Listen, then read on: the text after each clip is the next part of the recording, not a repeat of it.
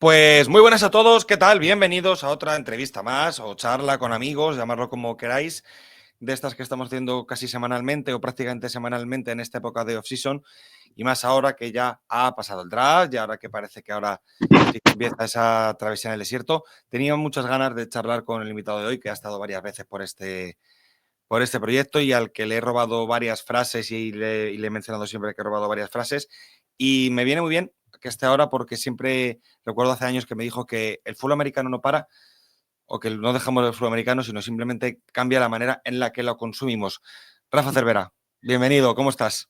¿Y qué tal, Aitor? Pues no me acordaba yo de la frase esta, pero bueno, pero es cierta sin lugar a dudas, ¿no? Hemos consumido modo draft y ahora pues vamos a consumir modo off-season, ¿no? Que quizás es el modo más complicado a consumir, pero bueno, tendremos importantes anuncios muy pronto, el rival de los Dolphins en Madrid, tendremos el Seguro. calendario, veremos quién se salta los entrenos libres, quién no, quién asiste, bueno, etcétera. O sea que sí, la NFL, yo recuerdo cuando yo empezaba en el fútbol americano profesional a principios de los 90, había un jefe de prensa de un equipo de San Antonio, de la liga en la que participábamos, que había sido jefe de prensa de los Houston Oilers, ahora Tennessee Titans.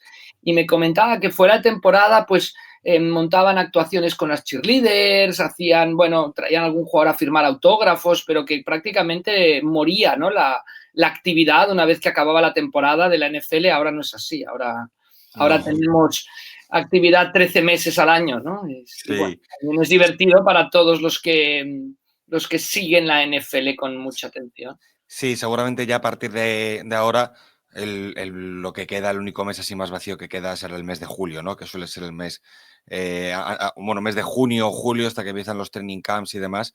Pero bueno, ahora lo que tú dices, lo anunciaban el otro día en el draft, ¿no? Que el 14 de mayo tenemos el lanzamiento del calendario. Normalmente antes del lanzamiento del calendario se suele saber cuáles son los partidos internacionales, con lo cual yo creo que seguramente que para dentro de una semana, 10 días sabremos todo. Pero bueno, también viene bien, ¿no? Descongestionarse un poco y coger un poquito Bien, muy de bien. aire. Desde luego, viene muy bien, ¿no? En el momento que yo siempre comento, ¿no? Con Paco Virués decimos que la temporada termina cuando acabe el draft, Sí. ¿no? Y ahora estamos ya con la resaca del draft y sí que viene bien ahora tener unos meses de valle, digamos, ¿no? Para antes de volver a escalar la siguiente Vale. montaña, que será la temporada 2025 de la NFL. Rafa, decías, hablabas de los años 90, tenía muchas ganas de que estuvieras por aquí, que contaras un poco tu historia, porque quizás sea de las más interesantes que vayamos a tener por aquí, porque claro, no se puede entender el fútbol americano sin el apellido Cervera, si, ya no solo por ti, sino también por Nacho, por Santi con tema del Capolo y demás, pero claro, tú eres una persona que lleva, bueno, se puede decir, pues toda una vida dedicada a esto, ¿no? No solamente al fútbol americano, sino a lo que es el deporte norteamericano, a la cultura del deporte norteamericano. Además, casi que sea algo familiar, ¿no? Que sois una familia muy arraigado a esa cultura. Me gustaría saber cómo empieza todo esto, ¿no? Desde volver un poco a los orígenes y cómo una familia de Barcelona empieza, o cómo una persona de Barcelona empieza a tener tanta vinculación o acercarse a lo que es la cultura deportiva norteamericana. No sé si las historias más interesantes, pero sí de las más largas, ¿no? No sé, de las más aburridas, pero de las más largas. Bueno. Yo es que yo nací en México. Ujú. Mi padre era catalán, mi madre hija de migrantes españoles a México, y yo nací en México, y entonces en México teníamos muy cerca, en México tenías lo mejor de las tres culturas, o sea, yo nací imbuido en tres culturas: la española, por los orígenes de mis padres, la mexicana, porque viví en México, y la estadounidense, porque vivíamos al lado, y al lado en todos aspectos. En México, cuando yo tenía unos 8 años, yo creo, entre 8 y 10 años, surge la televisión por cable de Estados Unidos. O sea, podemos ver la Ujú. televisión de San Antonio, Texas, en México, en casa de mis abuelos, ¿no? Porque pues, tenía un coste, bueno, no tenía un coste, iba por barrios, Ujú. como el apagón ahora que la luz venía por barrios, ¿no? Y delante de mi casa tenían luz a las 6 de la tarde y a nosotros nos llegó a las 2 de la mañana, pero bueno, pues Sí, estas igual, cosas. en el barrio en el que vivían mis abuelos hicieron esta prueba piloto de tener televisión por cable que era la posibilidad de tener, no sé si 4 o 5 canales en inglés, y yo vine a hacer la ESPN, cuando daban a 2 tíos pescando y carreras de caballos, porque no tenían derechos de nada más, ¿no? Cuando empezaron. Entonces ahí me vinculo yo muchísimo al deporte americano, a la manera de entender el deporte de Estados Unidos. Y luego también trabajé varios veranos en Massachusetts y el último que fui a trabajar en Maine, en Nueva Inglaterra. Y entonces, bueno, pues estaba muy vinculado al mundo del deporte norteamericano. Y entonces, cuando vine a vivir a España, empecé a trabajar en la radio en México, de hecho, con 20 y pocos años, 21, 22. Y cuando vine a vivir a España, a Barcelona, pues empezaba a explotar todo el gusto por lo americano. Tú ya no te acordarás, pero el programa Cerca de las Estrellas con Ramón Trecet y Esteban Gómez, que fue el primer programa que atrajo la NBA a la gente, ¿no? Lo daban en televisión española y daban un partido en diferido que lo veía todo el mundo, los viernes por la noche, antes de salir, la gente veía el partido, ¿no? Entonces, bueno, comer hamburguesas, o sea, cuando yo estaba en Barcelona en los años 91, había una hamburguesería, que era el OK Sarriá, donde yo tuve ahí expuesto el anillo que ganamos en 97 los Dragons, hasta que ahora el dueño lo traspasó y me devolvió el anillo, ¿no? Porque yo dije, mira, lo exponemos aquí que la gente lo vea. Ya después ya me lo das y esto, y mira, aquí te lo enseño así en primicia. A ver. Wow. Es un anillo, bueno, es Qué como pasada. un anillo de NFL, así, tal. Sí, De estos sí. te lo pones, te da hasta vergüenza llevarlo, ¿no? Así aparezco Bill Belichick, total, bueno, me faltaría varios para ser Bill Belichick, pero bueno. Y entonces, nada, pues había una hamburguesería, ahora hay una hamburguesería en cada esquina en sí, Barcelona. cada calle, sí. Bueno, total, que nada, entonces vinieron por gajes del oficio, empezaban un programa en Antena 3 Televisión, y Antena 3 Televisión la lanzaban en el 90, cuando empezó la televisión privada en España, tuvo una de las licencias, compraron unos derechos de fútbol americano universitario, porque los derechos de la NFL los tenían las autonómicas y Televisión Española. Los derechos significaban dar la Super Bowl en directo y hacer un programa resumen de media hora el viernes, que se lo veía todo el mundo. Imagínate el viernes para decirte lo que había pasado el domingo, ¿no? Compraba el USA Today, bajaba a las Ramblas a comprar el USA Today los martes, pero que era el USA Yesterday, porque lo compraba los martes para saber qué había pasado en la NFL el domingo, ¿no? Entonces, bueno. Y entonces empecé a trabajar en Antena 3 en ese programa, haciendo unos guiones, unos didácticos para explicar a la gente lo que era el fútbol americano, que a su vez, como la gente, sobre todo en TV3 en Cataluña, lo miraba por la tele en estos derechos que tenían las autonómicas, empezaron a hacer equipos y empezó el fútbol americano amateur. Yo, el día que aterricé en España, en el 88, se jugó el mismo día el primer partido de fútbol americano amateur entre los Badalona Drags y los Búfalos del Poplano. Y nada, entonces me llamaron, ¿no? Como tenía el programa, surgió los Barcelona Dragons, un equipo profesional de fútbol americano que pertenecía a una liga que pertenecía a la NFL. De hecho, había 28 equipos en la NFL en aquel momento y de los 28, 26 votaron a favor. 2, los Cardinals y los Bears, votaron en contra. Y bueno, total, al final se hizo la liga y me ofrecieron un trabajo de jefe de prensa porque estaba vinculado por el programa, me conocían por este programa, que el programa duró 10 capítulos y se acabó. Y nada, y ya está. Y entonces ya me convertí en jefe de prensa de los Barcelona Dragons sin haberlo ni pedido casi. Y bueno, pues a vivir historias alucinantes, porque en aquella época jugábamos por todo el mundo. O sea, era la World League of American Football y había 3 equipos en Europa: Barcelona, Frankfurt y Londres. Barcelona por los Juegos Olímpicos. Si los Juegos Olímpicos del 92 hubieran sido en Helsinki, pues hubieran sido los Helsinki Islanders, ¿no? O Icebergs, o yo qué sé. Y luego un equipo en Canadá, en Montreal, y 6 equipos en ciudades estadounidenses donde no había equipos de la NFL, con la excepción de Nueva York, que tenía un equipo, porque Nueva York es Nueva York y vestía pues un Nueva York-Londres, un Nueva York-Barcelona, aunque en realidad el equipo de Nueva York intentaba intentaba traer a la gente de cerca de Filadelfia, la gente de Pensilvania, la gente de Nueva Jersey, era un poco el público al que por se llama Nueva York, Nueva Jersey Knights, o sea, New York, New Jersey Knights. Y nada, pues así me metí en esto, ¿no? Y hasta ahora. Podemos decir que sería casi una liga trasladado ahora, ¿no? Como una especie de mix entre la UFL y la ILF, ¿no? Algo así. Y con al principio sí, a los 2 primeros años totalmente, descarado. Pero, o sea, la propiedad era la NFL y la NFL desde un inicio empezó a hacer pruebas que después, algunas de las pruebas que hicieron, las vemos ahora en la NFL. O sea, primera prueba, la conversión de 2 puntos. Hasta 1994, hasta 1993, después de un touchdown, tú podías hacer una jugada, una carrera, un pase o un chut y todo valía un punto. A partir del 94 se coge el sistema de college, pero eso se prueba antes en nuestra liga de que puede haber una conversión de 2 puntos.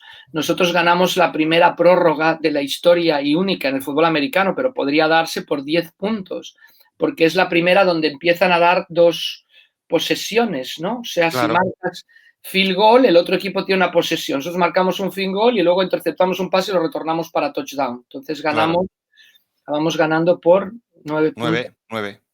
No, lo que no sé si en aquella época tenía que chutar sí o sí el extra point, entonces ya no recuerdo. Bueno, como ahora no se podría, ahora como mucho sería 9, ¿no? Porque como ahora no sería 9, pero bueno, antes era obligatorio hacer la jugada extra porque era como un añadido al touchdown, como si estuviera... De hecho, hay una anécdota muy buena. En el año 98, los Patriots le marcan a los Bills en el último minuto para ganarles un partido.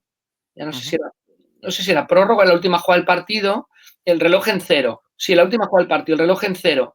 Y van a hacer el extra point. Y los Bills, que estaban enfadados porque decían que había pase les pitaron un pase interference en la yarda en zona de touchdown, una jugada con reloj a cero desde la yarda 1. Pase touchdown de los Patriots y tienen que hacer el extra point. Y los Bills no salen al campo en defensa. Entonces, pues el kicker, que era la Minatieri, corre con la pelota y hace los 2 puntos, ¿no? Pero bueno, porque antes era obligatorio hacerlo, que es una tontería. Si has ganado, ¿para qué lo vas a hacer, no? Pero bueno. Total, que nada, pues esa liga era patrocinada por la NFL y la NFL la seguía mucho y había jugadores, todos los jugadores, no podían venir jugadores rookies, es decir, tenían que ser jugadores que hubieran podido pasar por la NFL, no podían venir directamente de college. Y no querían utilizarla como una especie de liga de desarrollo, ¿no? Correcto.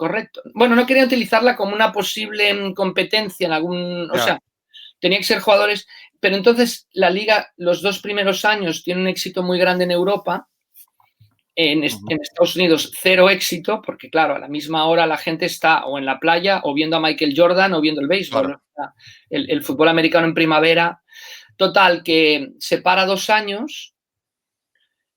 Durante los 2 años que se para, se hacen American Bowls en Barcelona, que son partidos de exhibición. Juegan en el 93 los 49ers y los Steelers, en el 94 los Broncos y los Raiders. Y bueno, me voy a alargar mucho, Aitor. Y en Barcelona es la primera vez que los 49ers juegan con Steve Young como quarterback titular, porque Montana lo han fichado los Kansas City Chiefs, ¿no? Y en el 95 se relanza la liga con solo 6 equipos, todos europeos, y poco a poco se va denominando NFL Europa y además con un apoyo total del NFL y de la Fox, de la cadena Fox que compra los derechos del NFL, y aquí vienen a probar los comentaristas. Tan Troy Aikman, sus primeros partidos los comenta en nuestra liga. O sea, era un semillero de todo, de comentaristas, de entrenadores, y los jugadores, la gran mayoría, están ya vinculados a equipos del NFL. O sea, los equipos del NFL los ceden a nuestra liga, aunque hay un draft, de los pobrecitos que no los firma nadie, hay un draft, pero los ceden. Y entonces tú imagínate que esto es como si el Real Madrid, el Barça, el Atlético de Madrid, el Villarreal, el Athletic Club, etcétera, sus canteras, en vez de que jueguen en segunda división, en primera ref, en segunda ref, contra jugadores veteranos, etcétera, pues montan una liga en Japón o en China o en Arabia ahora y mezclan a los jugadores. O sea, no son el Barça contra el Madrid, no, los mezclan y entonces ven si pueden tener futuro o no. Y entonces, pues así, un jugador que has drafteado este año no lo puedes enviar el año que lo drafteas. Por ejemplo, Shedeur Sanders. Tú imagínate que no que se queda en practice squad, por ejemplo, ¿no? O que juega un partido y tal, pero dicen, oye, mira, lo voy a mandar a la liga que tengo en Europa, a ver si es verdad. Imagínate, Shedeur Sanders revienta la competición y entonces, pues, dicen, sí que cuento con él. O no, o tira 10 intercepciones y dices, no lo... De hecho, jugadores que utilizan esta liga para triunfar en NFL, el caso más famoso es Kurt Warner, que no sé si has visto la película American Idol, sí, claro.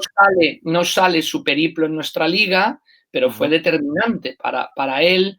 John Kidna, que nos sonará, y siempre digo hasta el mismo Tom Brady, porque Tom Brady, la primera temporada con los Patriots es el cuarto quarterback, detrás de Bledsoe, John Freeze y un jugador muy joven que se apellida Bishop, que venía de Kansas State. Entonces, termina la campaña, John Freeze era muy veterano, lo cortan, a Bishop lo envían a Frankfurt, Bishop es un desastre en Frankfurt, cuando vuelve lo cortan, Tom Brady es el segundo, se lesiona a Drew Bledsoe y es el primero, ¿no? Y siempre digo, para promover la liga, que sin nuestra liga pues no hubiéramos conocido a Tom Brady, pero pues, quizás sí, pero bueno, es un poco esto, ¿no? Ese será el funcionamiento de la liga. Se me hace mucho la idea que quizás sea algo que, esto que ha salido nuevo en estas últimas semanas, ¿no? El tema de la NBA Europa, ¿no? La liga esta de NBA Europa, que quizá la puedan utilizar muchos equipos de NBA para esos jugadores de profundidad, de rotación de banquillo, ver qué es lo que tienen de verdad o qué es lo que no tienen de verdad en cada pero lo mío es una historia totalmente corriente. Lo que pasa es que no, yo siempre digo que es el tuerto en el país de los ciegos. O sea, yo sabía un poquito y los demás no sabían nada. Pero esto es como, no utilizando el símil de tuerto en el país de los ciegos, pero esto es como que ahora llegan y te hubieran buscado a ti o a Tomasi o a Paco, ¿no? O sea, llega un equipo de NFL aquí, lo más lógico es que busquen a un periodista joven que tenga entusiasmo, que quiera aprender y que quiera hacer es que es un trabajo divertidísimo. O sea, nosotros, los equipos, y más en aquella época no había redes sociales, la preparación de un partido, cómo te sientas con la televisión, con el productor, con los narradores y con los jugadores, ¿no? Le llaman al entrenador y el entrenador les explica qué va a hacer. Y esto es como una confesión, ¿no? O sea, está totalmente, esto no se explica después fuera, pero el entrenador les dice, no, es que voy a hacer una jugada de engaño en algún momento, ¿no? Si el linebacker no está en su sitio, ¿no? Entonces, pues voy a hacer un engaño por ahí. Entonces lo hacen y explica el comentarista de turno y dices, ¿cuánto sabe este señor? Y no, todo está planificado. Nosotros tenemos un teléfono rojo, que esto podría ser un reportaje en Madrid, ¿no? Un teléfono rojo desde que llamábamos, no el de los Atlanta Falcons de Ulbricht, sino el teléfono rojo es el que llamábamos al productor del partido, a la unidad móvil, y le decíamos, bueno, estamos a un pase completo del quarterback de batir un récord del club, ¿no? Entonces, batían el récord y salía ahí tal. Un letrero. Todo era un manejo de información muy bien estudiado y muy bien hecho y una sociedad muy potente entre la televisión que tiene los derechos, la NFL y los equipos, para que el producto sea mejor y para que todos disfruten más. Y a nivel logístico, ¿cómo era para poder viajar por tantos puntos tan dispares del mundo? Claro. Espantoso porque éramos ¿Cómo no puede ser de otra manera? Claro. Éramos una liga de segunda, o sea, éramos una liga vamos, los presupuestos todos se miraban mucho, de hecho la liga no continúa porque al final ven que no tiene sentido, porque les da un rédito deportivo, pero el coste económico es muy grande, los estadios, 10.000 personas, que no está mal, 10.000 personas, 12.000 personas, pero claro, un estadio que caben 50.000 se veía pobre en Estados Unidos, etcétera, y entonces... bueno, acaban optando por lo que acaban haciendo, que es traer partidos de temporada regular, traer el mejor producto de la NFL, porque tú al principio lo vendíamos bien, tú ibas con el director de un diario y decías, va a venir un equipo de Antonio, va a venir un equipo de Orlando, pero claro, cuando era todo europeo, los directores de diarios decían, es una liga de segunda, y para una liga europea pues ya tenemos los Champions, ya tenemos la Euroleague, tenemos muchas cosas, ¿no? Entonces la logística pues era tremenda. O sea, nosotros, por ejemplo, en el 92 tuvimos que salir de Montjuic en la octava jornada por los Juegos Olímpicos, cuando ya todo el resto de partidos fuera. De hecho, el partido de playoff que perdemos en Sacramento, en principio lo tenemos que haber jugado en casa, porque habíamos quedado campeones de división, pero tenemos que jugar en Sacramento por del guión, porque no íbamos a estar ahí a Carl Lewis, a Ben Johnson, ¿no? Entonces, al final era complicado y que luego, por ejemplo, tenías que estar la aerolínea que era el sponsor de era Delta. Entonces íbamos a jugar a lo que es ahora el Giants Stadium o como se llame, el estadio. Yo siempre con los sponsors me lío con los nombres. El Giants, hablamos por encima del Giants Stadium. Bueno. Atlanta, aterrizamos en Atlanta, que era donde deportes, y luego volamos de Delta a con fácil que hubiera sido un avión que aterrizara en Newark, en el Kennedy, que en aquella tenía ese vuelo, pero tenemos que volar en...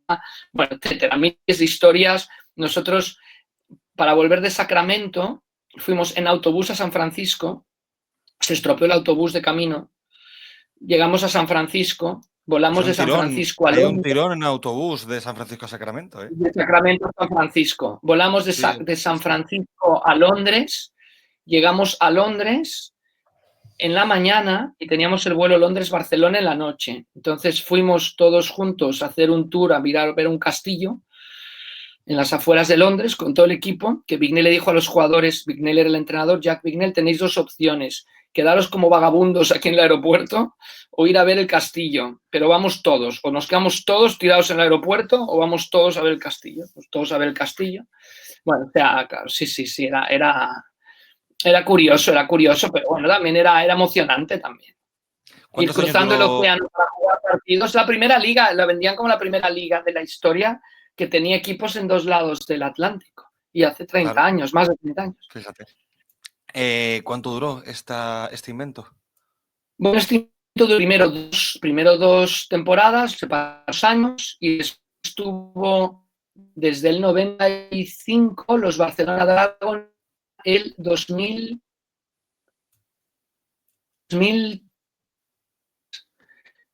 y hasta el 2003. Y la liga, los Dragons entonces cesaron, se pasó a Alemania, y la liga me parece que cerró en el 2006.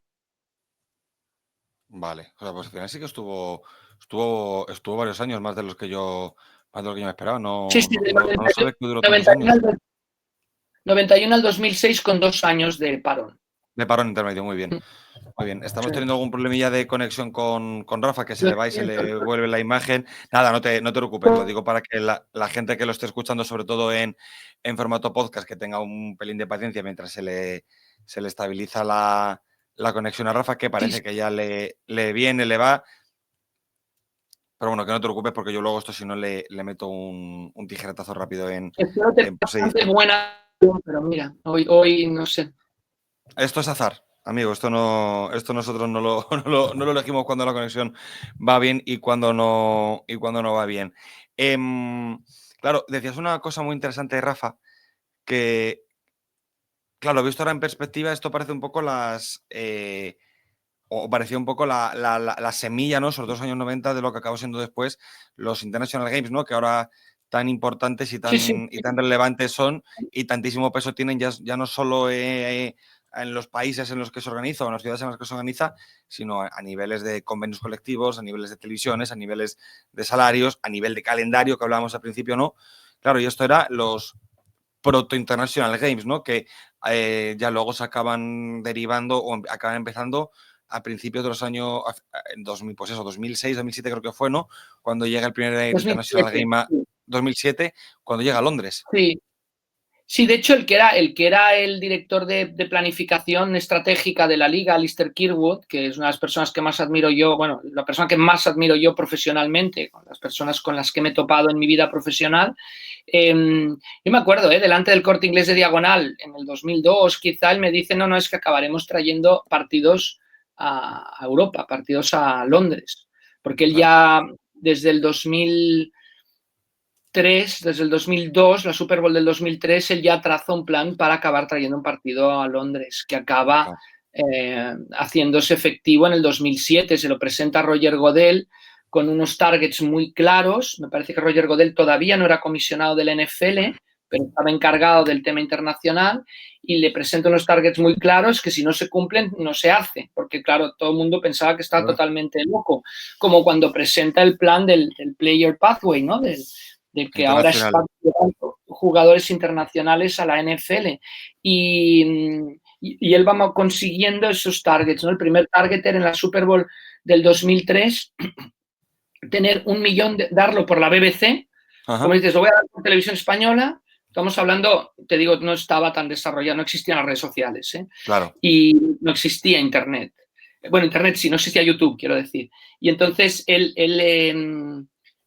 o sea, para tener 1 millón de personas de audiencia en la tele. Si no llegamos a esa audiencia, pues no. O sea, todos los targets marcados, hacen publicidad en los partidos de la Premier, que los propietarios de la NFL dicen, pero ¿cómo vamos a anunciarnos en los partidos de la Premier si es nuestra competencia? No, es que hay que asociarnos con la gente del rugby, hay que crear partnerships, ¿no? Que dirían en inglés, claro. Y esto empieza en 2007, pero en el 2007 la mitad de los ejecutivos del NFL no se lo creen, o sea, no quieren, van a dar regañadientes a Wembley. Claro. Y no creen el producto, pero entonces llega un momento que pasamos, no sé si es 2012, tenía que mirarlo ahora, pero de tener un partido en el 2012 a tener 3, me parece, ya en el 2014, sí. O más o menos, ¿eh? Y bueno, el crecimiento es exponencial, los estadios se llenan y sí que se ve gradualmente. Yo que hice todos los partidos hasta el 2019, menos uno en el 2012, porque por temas de trabajo, donde estaba trabajando, me dieron permiso de ir, pero hice todos los internacionales, sí que ves. Yo siempre, porque a Alistair le encantaba observar a la gente, o sea, era el jefe de la NFL en Inglaterra y estaba paseándose durante el partido por los pasillos a ver quién comía nachos, quién bebía Coca-Cola, o sea, increíble, ¿no? Y ¿no? Con la filosofía de un partido vas a trabajar, no vas a ver el partido. Claro.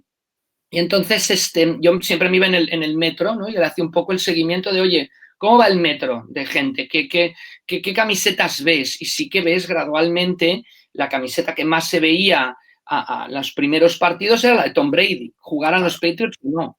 Claro. Pero con el tiempo sí que empiezas a ver y veías camisetas de todos los equipos. Era un tutti colori. Siempre decía Paco, es que vi una hasta de los Browns, Paco. Y al final ya encuentras camisetas de pues, que van a jugar y del equipo local y los Jaguars montan una oficina en Londres. O sea, es un crecimiento muy bonito, explotado de manera que la NFL rompiendo con parámetros, que eso es muy raro porque la NFL es súper conservadora, parámetros partidos en un sitio que era tener una oficina, tal, deciden poner un partido en España que sí, les parece que va a tener éxito y luego lo mismo en Irlanda, por ejemplo, ¿no? Claro. Luego, es que además, y luego encima Ay, que se te ha cortado un poco. Luego encima decía lo de los Jaguars, ¿no? Que encima también los propios Jacksonville Jaguars se metieron con el estadio del Tottenham también y con el propio club a parte de la financiación para dejarlo también como parte de su sede en Londres. Y claro, y decías una cosa muy curiosa que, claro, por antaño, claro, a los propietarios estaban, mejor dicho, súper en contra de tener que ir a jugar fuera, ¿no? Porque están muy anclados a casa fuera, partido visitante, partido local, pero en Estados Unidos. Y ahora yo creo que muchos de los propietarios, no es decir que maten por jugar, pero que están encantados de ir a jugar fuera. Y bueno, eso me remito con lo que ocurrió en las últimas semanas con las nuevas selecciones de nuevos mercados de pasión internacional, la cantidad de equipos que se han adherido y la cantidad de mercados internacionales nuevos y distintos que se han seleccionado, ¿no? Con lo cual, yo creo que este plan, y sobre todo que Roger Goodell venga de ser el responsable de expansión internacional, yo creo que no es casualidad y que es algo a lo que la NFL, personificada en Roger Goodell, le da mucho cariño y le da mucha importancia.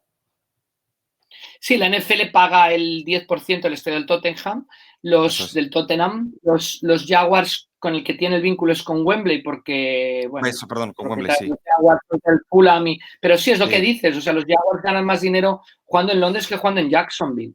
Entonces, claro, no es que el mercado esté agotado en Estados Unidos, porque hemos visto ahora pues los Netflix, los Amazon, los que entran también a ser protagonistas, pero obviamente el mercado internacional para la NFL es prácticamente virgen y ahí hay una capacidad de crecimiento inmensa, ¿no? Claro. Y de dinero de televisión, el acuerdo que se firma con DAZN, me parece que son 100 millones por un año. Sí, a eso nivel internacional, o sea, fuera de eso Estados Unidos. es. Eran 1.000 millones por 10 años, 100 millones al año, correcto. Exacto, sí, sí. Esa era la media. Oye, una pregunta, en aquella época, cuando empezaban esos partidos, en Londres sobre todo, ¿pasaba un poco también lo que pasa ahora? Porque obviamente mueve mucha gente no solo de la ciudad, de Europa en general, pero yo sí que tengo la sensación de que hay mucho americano que viene aquí. ¿En aquella época también pasaba? Sí. Sí, pero no, pero es el porcentaje no llega, sí, sí, pero yo creo que no llega ni al 20%. O Pues yo sea, creo que ahora llega al 40 o 50% es fácil. sí, sí venían, pero sí, sí, pero era bastante reducido. Yo creo que también esto ha aprendido entre la afición. Me imagino que Claro, la afición al principio dice, uy, me quitan un partido y ahora dice, uy, me permiten viajar, ¿no? No sé, porque se hace el modelo este del partido 17 que te garantiza tener 8 partidos en casa, aunque tengas que jugar uno como local eso fuera es, de casa. eso es. Todo este tiempo que hemos hablado, todas estas andaduras, todas estas anécdotas que has tenido con esta liga de la NFL alrededor del mundo, trabajando con la propia y para la propia NFL, todo esto te derivó, Rafa, a algo que contaba Paco hace unas semanas aquí. Todo esto siempre vinculado no solo al deporte norteamericano, tú eres periodista polideportivo, narras y comentas fútbol aquí en España y demás. Eres periodista, ejerces como tal y también has dado clases en Universidad de Periodismo, que a raíz de ahí contó Paco la historia de cómo os conocisteis y tal. Contó Paco, claro, yo puedo empatizar mucho con el lado de Paco por una cuestión de generacional, ¿no? O de edad, que además Paco y yo tenemos la misma edad. Pero claro, como alguien como tú, que ha conocido tanta gente, ha trabajado por tantos lados y demás, está un día dando clase y a la que abre una clase se le acerca un muchacho, ¿no? Y con ese... eh, y con esa manera de ser de Paco te dice, oye, mira, pues yo me hago esto y tal y cual, te puedo echar una mano, ¿no? Con algo que estabais haciendo con un equipo De la Universidad americano, de un equipo universitario en Sevilla y demás, ¿no? ¿Cómo? Bueno, no sé, yo la verdad es que aprendo mucho de gente como vosotros. Yo estoy encantado de trabajar en la televisión. Me pasa, con el tema del fútbol internacional y tal, la mayoría, o sea que hay gente, pues no de mi edad, o sea, pero quizá 5 o 10 años menores que yo, pero la mayoría son de vuestra edad. Y yo siempre he tenido, bueno, tengo 4 hijos, he tenido una relación espectacular con ellos. A Santi, mi hijo, que es de vuestra edad, nació en el 95, yo lo empecé a entrenar en fútbol sala cuando tenía 8 años, después de que hicieron mis hijas, que también tenemos un club de fútbol sala. He ido con chicos, con niños, eran niños a Madrid, en una furgoneta, a torneos de fútbol, a sala, etcétera. Ahora soy diácono permanente desde hace 11 meses, entonces puedo casar y ahora algunos me piden que los case, o sea, he casado a uno Fíjate. y ahora voy a otro, o sea, que imagínate.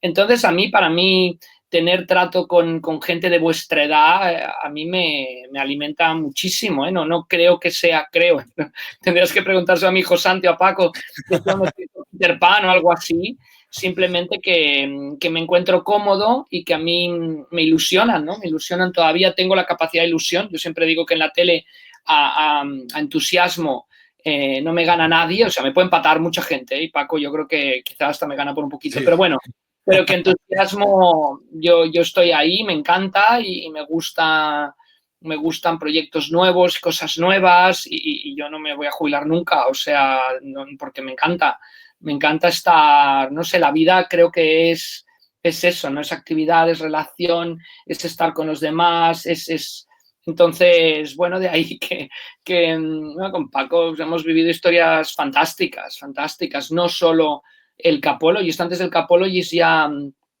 hicimos un tema conjunto con él y con otro que está ahora en Onda Cero, que se llama Víctor Yusia, lanzando un canal de televisión de fútbol para Canadá. Y yo me acuerdo cuando me dijeron, yo dije, no, pues es que necesito a Paco y otro redactor del estilo de Paco, ¿no? Que conozcan la casa, la televisión en la que estamos, en la Pro, y que tengan ganas de hacer cosas, bueno, cosas raras, ¿no? Y Claro. cosas raras, diferentes, que les guste probar, que no se queden solo con cubrir media hora, no, o sea, de hacer cosas, no sé si espectaculares, no sé si lo que hacemos es espectacular o no, pero bueno, cosas diferentes, ¿no? Cosas que llamen la atención, como las que haces tú, como las que se hacen desde el Capologist, en las que me gustaría participar más, pero entre familia, diaconado y trabajo, pues no puedo participar quizá todo lo que me gustaría últimamente en el Capologist, pero me encantan todo este tipo de cosas, proyectos. Todavía estamos dándole vueltas a cómo podemos hacer que un futbolista de primera red, de segunda red, acabe jugando de kicker en la NFL. Y yo creo que es una de las objetivos que tenemos en algún momento. Nos encantaría explorar o trazar y otras cosas, ¿no? Qué bueno. Cuando Hacer empezáis con fútbol por Twitch, yo creo pero claro, tema de derechos, pero bueno, Sí, yo ya creo sabes que, que eso es complejo. pero tarde o temprano, no sé, o sea, seguimos teniendo mucha ilusión de hacer muchas cosas, ¿no? Sí, qué bueno. Y me gusta mucho eso que dices, que yo lo de no me voy a jubilar nunca, ¿no? Sobre todo porque creo que cuando haces algo que te gusta mucho, no soy un fiel defensor de esa frase, ¿no? Lo de trabaja de tu hobby, nunca trabajarás. No, No, hombre.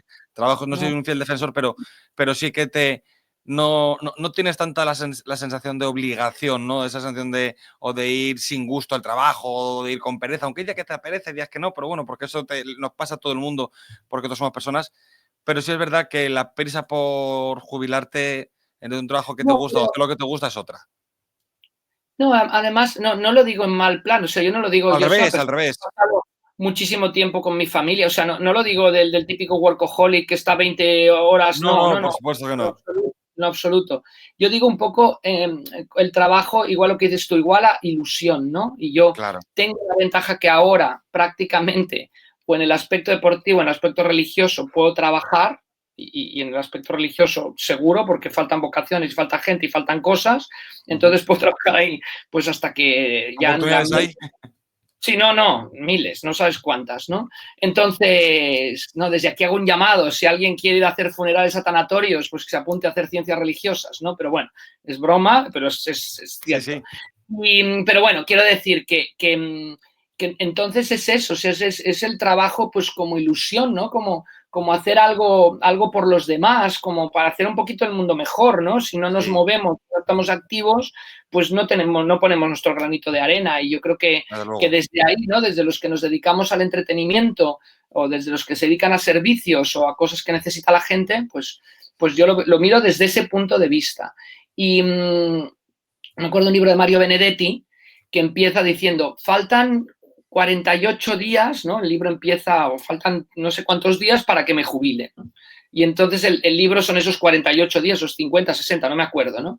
Y acaba el libro diciendo, pues me he jubilado y ahora no sé qué hacer, ¿no? Pero bueno, entonces, pues eso, ¿no? Mira, Okay.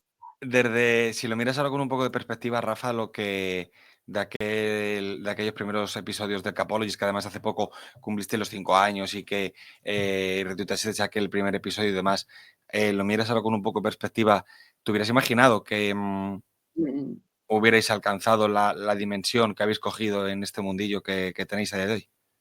No, mira, Héctor, la vida, cuando es la máxima que puedes alcanzar, supera cualquier sueño. O sea, yo jamás me hubiera imaginado que iba a trabajar en un equipo de fútbol americano. Cuando yo veía partidos de la selección inglesa en Wembley y veía a Kevin Keegan caminando por la alfombra roja, jamás me hubiera pensado que iba a estar yo trabajando en Wembley. Jamás me imaginé que iba a haber un equipo, imagínate, es que ¿quién se le ocurre un equipo en Barcelona donde ni había fútbol americano, en México sí, que se llame Dragons, que lo entrené Jack Bignell, que era el entrenador de la universidad que yo seguía, Boston College, Sí. y lo mismo atañe al Capologist. Y yo a veces digo es que la gente que nos sigue es que está muy mal de la cabeza, ¿no? Porque Sí, esa es la única explicación que hay. pero que la gente es increíble, y lo vivirás tú también, la militancia de la gente que sigue o sea, a mí me han pasado cosas, o sea, una vez estaba jugando pádel en un edificio que una pista de pádel donde vive mi cuñada. Y estamos jugando mi mujer y yo contra mi cuñada y mi cuñado. Y yo, bueno, pues siempre soy bastante intenso. No tanto como Paco, pero soy bastante intenso, ¿no? Y entonces, pues estaba yo ahí, venga, Lole, sube, a mi mujer, no sube, tal, a derecha, izquierda, cual. Bajo un tío con una camisa de los Green Bay Packers, y yo pensé que era mi sobrino, que estaba casado ya, pero que había venido a visitar a sus padres y porque estuvo un año en Wisconsin. Y mira, pues es Pau. No, era un vecino que me había reconocido mi voz porque escucha el Capologist. vestido con la camiseta de Green Bay Packers y me dijo, oye, vengo a no, tú eres Saludarte. digo, sí, soy rapacero. Luego no sabes ni qué decir, ¿no? No sabes ni Queda pillado, qué... sí. Sí, ¿no? Te sabe mal hasta eso, es que actuó como un tonto, ¿no? Podía haberle dicho, yo qué sé. Bueno, es igual, pero sí, no, entonces hay cosas, todo eso, que es una anécdota tonta, ¿no? Y no lo digo por ego, ni mucho menos, pero sí, te sorprende, ¿no? La vida te sorprende, o sea, y lo del Capologist es sorprendente, porque no empezamos, ¿no? Como los helados, como todas las empresas, ¿no? Como Microsoft y tal, que empezaron en un garaje, pero sí que empezamos en un Sí, despacho. sí. Y sobre todo que es lo que tú has dicho antes, hay un punto casi de acto de servicio, ¿no? Yo, mira, durante esta semana, este fin de semana del draft, me escribía una persona por privado, por Twitter, dándonos las gracias, ¿no? Por la cobertura del draft y la enhorabuena y tal, y que está pasando un momento complicado en lo personal. Y son esas cosas que como que de repente la han sentido todo, ¿no? Da igual, ahí sí que pasa un momento, un segundo lado, números, estadísticas y todo lo que tú hagas, tal, pero en el momento en el que una persona está pasando un momento personal complicado y te dice que estar 6 horas en un directo de draft con vosotros le está siendo de gran ayuda, yo qué queréis que os diga. A mí la satisfacción personal que me produce eso, pues no sé cuántos éxitos profesionales me la puede dar. Sí. No sé, yo creo que es eso, que buscamos el entretener a la gente, el hacer cosas que entretengan a la gente, me parece un valor muy, muy grande y que es un poco una onda expansiva en la línea de lo que tú hablas con esto, que no sabes a dónde llega, ¿no? Tú lanzas Total, un mensaje y es un mensaje de verdad, ¿eh? No me voy a poner a dar aquí historias, ni voy a explicar historias y tal, que cambia vidas, ¿no? Que convierte gente, que cambia vidas, y eso desde el Capologist, ¿eh? Entonces, yo creo que si hemos recibido un don, un regalo de poder comunicar fútbol americano, de que nos guste el fútbol americano, pues los regalos hay que regalarlos, ¿no? total. Entonces, yo la verdad estoy, bueno, lo de Capologist a mí me llena, o sea, en el fondo no deja de ser un pasatiempo, o sea, sí que profesionalmente nos da un caché, tenemos algunos sponsors, pero obviamente no vivimos ni pensamos en vivir del Capologist, y Paco en eso también ha sido muy noble, porque hemos tenido ofertas de comprar el Capologist, por ejemplo, pero bueno, de momento no queremos venderlo porque queremos que el Capologist siga siendo lo Vuestro, que, lo que es, no, nuestro y de todos, o sea, porque claro, el comprar muchas veces quiere decir acotar, ¿no? total, Y nosotros de momento queremos pues que sea eso, ¿no? De que la gente que lo quiera escuchar, que quiera participar, etcétera, ¿no? Pero bueno, total. cada proyecto es diferente y cada proyecto es muy loable, ¿no? Y cada proyecto pues persigue objetivos diferentes, pero Desde luego. Oye, decías una cosa por ir rematando, que no te quiero robar mucho tiempo, porque toda la gente que ha ido pasando, perdona, estas semanas por aquí, pues obviamente crecimiento en la NFL, España, Bernabéu y tal y cual, pero has dicho una cosa que además tú como gran conocedor de lo que es de la NCAA y del todo el entorno college y demás, que me genera mucha curiosidad, porque claro, estamos hablando mucho del crecimiento de la NFL, del seguimiento de la NFL, yo, por ejemplo, que estoy vinculado a los Mighty Bravos también, pues que en apenas 20 días empieza la temporada también, pero claro, ¿qué cabida tiene en todo este crecimiento del fútbol americano, no de la NFL, sino del fútbol americano como deporte en España?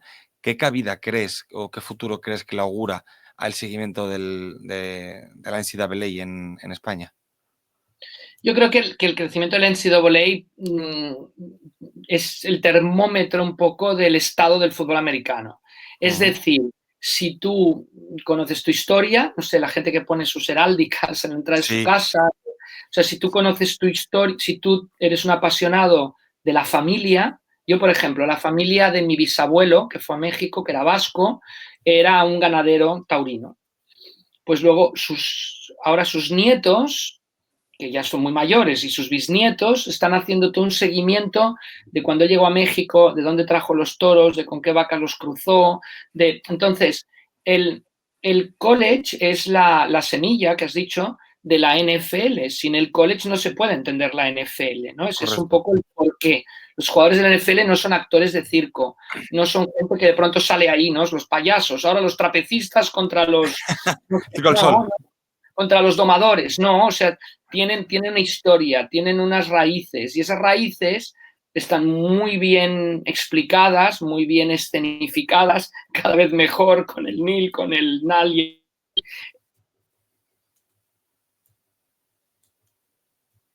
Hemos perdido momentáneamente a Rafa. Voy a anotarme aquí el minuto para meterle un corte después. Perdón, da mucha pena esto. Nada, tranquilo. Antes se escuchaba, antes se te escuchaba bien, lo único que se congelaba la imagen, pero se escuchaba bien, con lo cual a mí me da igual. Decías que lo del NIL y demás. Sí, entonces ¿no? Lo que vemos en la NFL tiene un inicio y el inicio es el college football. Entonces es muy lógico que la persona que se engancha a la NFL, que me pasó a mí cuando era crío, después se engancha a la NCAA porque quiere saber los porqués. Ya sé que es complicado seguirlo porque tenemos problemas horarios, problemas familiares, problemas de todo, Sociales. Sí. sociales, etcétera, pero yo creo que el seguimiento, el que sigue la NCAA es que en verdad es un seguidor del fútbol americano como deporte, y en la NCAA puedes ver cosas que no son perfectas, como en la NFL lo son, pero o casi perfectas. En la NCAA ves más errores, más fallos, pero si te gusta el fútbol americano, le da sentido, ¿no? Es como ver a los Madrid Bravos. Si te gusta el fútbol americano, en los Madrid Bravos puedes ver cosas que no vas a ver ni en la NCAA ni en la NFL, pero que son muy bonitas de ver, ¿no? Entonces, Correcto. yo creo que yo el fútbol americano local sí que no lo puedo seguir, pero no porque no quisiera, sino porque no, por una Porque no cuestión te de... da para más. Uh-huh. Yo sobre todo hay una cosa que digo siempre poniendo el ejemplo de Mari Bravos, y claro, tú lo sabrás mejor que nadie también. Yo creo que la principal diferencia en el deporte profesional para mí es siempre la velocidad a la que se juega. Bueno, No sí, la- yo arbitraba partidos de la liga local y los podía arbitrar por eso, por la velocidad. Yo no podría Claro, arbitrar en el tele porque sería incapaz de seguir claro. el Y juego a tal velocidad. total, y yo siempre digo que algo bueno que tiene, por ejemplo, ver partido de Madrid Bravos, ¿no? Que es lo que más accesible y de cierto nivel tenemos, es que aunque obviamente es mucho más lento que la NFL, no te quiero decir la NFL, no te quiero decir college y demás, lo bueno es que te da tiempo a ver muchas más cosas y a fijarte en muchas más cosas que de normal en un partido de NFL o de college, aunque estuvieras en el campo no las ves. Lo que pasa en la línea defensiva, lo que pasa en la ofensiva, como que el linebacker, como el safety, como el cornerback, el receptor, la ruta, te da tiempo a ver cosas que de normal no verías, ¿no? Y también tiene hasta un punto, ¿cómo decirte? Didáctico. No sé si me explico. Tiene un punto de aprender, ¿no? Y yo me di cuenta a raíz de ver college, a partir de ver ILF, que empecé a ver la ILF el año, hace unos años, ¿no? Cuando los Barcelona Dragons de ahora llegaron a semifinales y demás, que ahí yo descubrí que me gustaba el fútbol americano como deporte, no la NFL como competición, ¿no? Porque digo, ostras, es que me gusta ver fútbol americano, ¿no? Me gusta el deporte en sí, me gusta la táctica, lo que ocurre. Y yo invito, no porque esté vinculado a ellos, ni quiera vender la moto, ni mucho menos, pero yo invito a la gente que esté en ese momento, que se engancha en la NFL hace un par de años, que está con esa fiebre, ¿no? Que invito a que vean partidos no solo de Bravos, sino de la UFL, de la ILF, porque van a otra velocidad, pero que vayan a otra velocidad no significa que sea bueno o malo, sino que te va a dar tiempo incluso a ver más cosas que de normal no te daría tiempo a ver. Sí, yo uno de mis grandes acontecimientos de fútbol americano, de los grandes, fue en el estadio de Virginia, un sábado, Ajá. en sábado, no en viernes, un partido de playoff de high school. Fíjate. La gente de dos pueblos en las bandas, las emisoras de radio local dando el partido, fueron a la prórroga en unos institutos que todos, la mitad se llaman General Lee. Y bueno, o sea, es increíble también por eso, también porque por la tradición, por la rivalidad, por ver a chicos estudiantes superándose a sí mismos, trabajando juntos para conseguir algo, no sé, es uno de mis grandes días, de mis grandes recuerdos del fútbol americano. Sí, y me gusta mucho eso que has dicho, que el seguimiento de la NCAA puede ser un poco el termómetro, ¿no? El De termómetro real, no sigo la NFL sí, porque me apasiona lo que dices tú, la velocidad, el espectáculo, no, pero me gusta el fútbol americano, me quiero adentrar en el fútbol americano, es que es sí, automático. me gusta mucho eso que dices. Pues Rafa, qué gusto poder hablar siempre contigo. Muchas gracias por pasarte por aquí. Muchas gracias por siempre por tu disponibilidad bueno, sí, sobre todo por tu disponibilidad y por estar siempre al pie del cañón cuando te he necesitado. No, yo he encantado y ya se me ha hecho esto corto, ¿eh? Llevamos 50 minutos, pues se me ha hecho Sí, súper fíjate. corto. Pido perdón por el tema de conexión, no sé si todavía son ramalazos de lo que pasó el lunes, pero que No lo generalmente sé. lo A pongo mí bien. anoche se me fue la cobertura del móvil durante media hora. O sea, como Mm, si fuese lo del lunes. No sé, pero no han sido casi de audio, ha habido un rato que sí, pero nada, un minuto. O sea, pero lo demás no, ha sido sobre todo de esto, de imagen. gracias y a tu disposición para lo que quieras y enhorabuena por todo lo que haces y por estar viviendo, ¿no? Ese sueño que tiene Sí. que ser muy bonito, ¿no? Yo, por ejemplo, yo les digo, ¿no? En el Capologist, ¿no? Cuando, y ya acabo, perdón, ¿eh? Que no Tranquilo, tranquilo, no tengo ninguna prisa. no, cuando van a acreditarse a partidos, tal, que yo no quiero, o sea, cuando Paco me dice, digo, no, eso es para vosotros, ¿no? Yo ya tuve la oportunidad de vivirlo, tuve la oportunidad de disfrutarlo y la verdad estoy encantado de que gente como vosotros, como tú, como Paco, como Nacho, como Tomasi, como Santi Cervera, como etcétera, etcétera, etcétera, pues que lo podáis vivir y que mira, ¿no? Hablas de dejar un mundo, ¿no? Se habla siempre de dejar un mundo mejor para las Sí, siguientes generaciones, pues bueno, yo también al trabajar con gente de tu edad, gente joven, pues sientes que algo has colaborado a dejar un mundo mejor para otras generaciones, ¿no? Que lo puedan aprovechar ahora que redes sociales y que sí, tenéis una señor. serie de cosas que siempre digo, ya me hubiera gustado a vuestra edad para haber contado con todo esto para promocionar los Barcelona Dragons de aquella Ya te época, digo, ¿no? ya te digo. Yo empecé a Pero bueno, hacer, con esto acabo, los rosters en el 91 con una máquina de escribir, porque no teníamos, había ordenadores, pero no teníamos todos ordenador en la oficina, ¿eh? claro.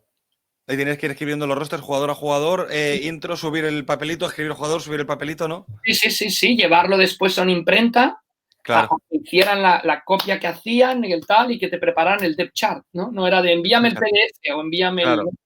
Claro, no como cuando yo le digo a la gente, veremos un partido, no, mándame el PDF de los rosters, ¿no? Y te mandan el documento y funcionando. Sí, sí, sí, sí. Pues Rafa, mil gracias de corazón, amigo. Muy bien, hasta la próxima.